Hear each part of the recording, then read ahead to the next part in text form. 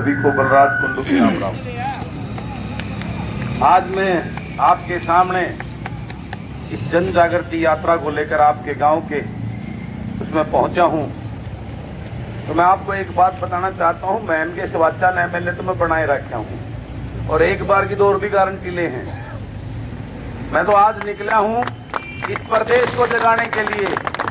इस प्रदेश की जो आज हालत है युवाओं की, उसकी सुध बुध कैसे ली जाए उसके लिए निकला हूं। आज प्रदेश का मेरा युवा इतना हताश और निराश है कि उसको क्वालिफाई सीईटी टेस्ट के लिए भी जो ना आंदोलन करना पड़ रहा है। आज मेरे प्रदेश का युवा पुलिस की भर्ती तो कर दी, लेकिन उसमें ज्वाइनिंग नहीं, उसके लिए वेटिंग आंदोलन कर रहा है। अन्य बहुत सारी भर्तियां हैं जिसमें भर्ती प्रक्रिया कर ली, लेकिन ज्वाइनिंग के नाम पर उनके साथ में छलावा किया जा रहा है। मैं उस युवा की लड़ाई लड़ने के लिए सड़क पे निकला हूं और सड़क से लेकर विधानसभा तक उनकी लड़ाई लड़ने का काम करूंगा। मैं आज प्रदेश का कर्मचारी अपनी ओल्ड पेंशन स्कीम को लेकर जो है आंदोलन कर रहा है, मैं सड़क से लेकर विधानसभा तक उनकी आवाज को बुलंद करने का काम करूंगा। आज प्रदेश में खिलाड़ी जो हमारी शान है, जिससे हमारे हिंदुस्तान की शान है, हमारे 70% खिलाड़ी हरियाणा के जो मेडल लेकर इस देश का नाम रोशन करते हैं, आप उनके साथ ठगीखोरी कर दी। इतना बड़ा उनका खेल कोटा खत्म कर दिया गया है।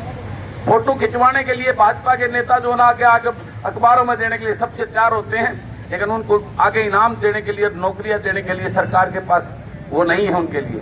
उनकी लड़ाई लड़ने के लिए मैं सड़क से विधानसभा के लिए निकला हूँ।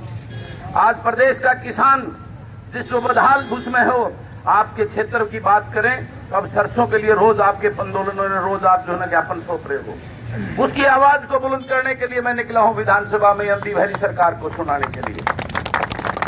एसवाईएल के नाम से आपके साथ इतने दिन से एक मजाक करते आ रहे हैं, अपने राजनीतिक मुद्दा बनाकर आपसे वोट हथियाने का काम करते हैं। लेकिन आपने देखा होगा प्रदेश और प्रदेश के अंदर दोनों एक जगह की सरकारें, पहले चाहे कांग्रेस की रही हो, चाहे भाजपा की रही हो या और दूसरी सरकारें रही हो, लेकिन उनको जब सत्ता में आ जाते तो आपकी एसवाईएल नजर नहीं आती। उनको आती है, नहीं तो समाधान कब का वो पानी आ जाता है। सिर्फ वो चुनावी मुद्दा है आपको ठगने के लिए।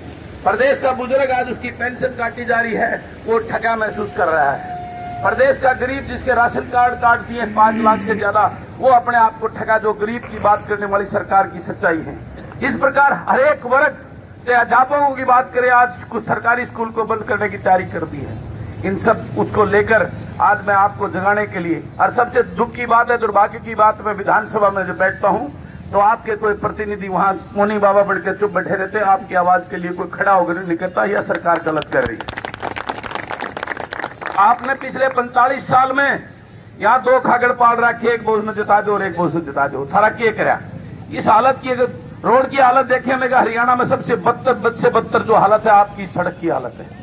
गांव में 1-2 गांवों से मेरा निकलना और देखा, इतने बुरे हालात तो मैंने आज तक देखे नहीं, पहली बार देखने को मिल रहे हैं। और ये दोनों मठाधीश आपके जो है सत्ता में रहे हैं, हमेशा सत्ता का भोग कराया इन्होंने पिछले 45 साल में 45 साल में कभी कोई ना कोई इनमें से सत्ता का पो रहा है, मजा लिया, पावर में रहे हैं। लेकिन आपकी सुध बुध लेने के लिए नहीं, ये बड़े बड़े शहरों में रहते हैं, वोट लेने के लिए आपके पास आते हैं। इस बात को आपको समझना होगा। आज अपने बीच से किसान का, गरीब के, कर्मचारी के घर से पढ़े लिखे युवाओं को, डायनेमिक जो बुद्धिजीवियों की कमी नहीं है, आपको ढूंढना होगा। महेंद्रगढ़ से किसी ऐसे जवान को, ऐसे पढ़े लिखे बुद्धिजीवी को निकाल के लाओ और उसको बलराज कुंडू बनाकर विधानसभा में भेजो। हम वादा करते हैं आपको कुछ करने की जरूरत नहीं पड़ेगी। आज सबसे बड़ी विडंबना यह है कि हमारे पार्टियों के चाटुकार और गुलाम, इनको टिकट देख के आपके बीच में छोड़ दिया जाता है। आप उनको टिकट देकर उसके बाद वो अपने नेताओं को खुश करने के लिए और अपनी दुकान चलाने के लिए उनको पार्टियों के नेताओं के आगे पीछे चक्कर लगाते, आपके लिए बोलने का काम नहीं करते। तो मैं आपको जगाने आया हूं, जब महम बलराज कुंडू पैदा कर सकता है तो ये महेंद्रगढ़ क्यों नहीं कर सकता। इस बात के लिए आपको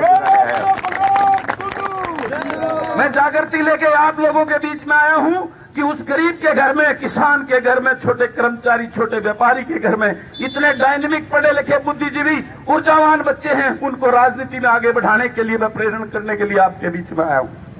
तो मैं आपसे निवेदन करता हूं, मैं आज सड़क से लेकर नांगल चौधरी की धरती से लेकर चंडीगढ़ के लिए अलग जगाकर आपके बीच में जा रहा हूं। मुझे आपके साथ और सहयोग की चाहिए। मैं वादा करता हूं, आप अगर जाग गए तो इस प्रदेश की व्यवस्था परिवर्तन करने का काम करूंगा।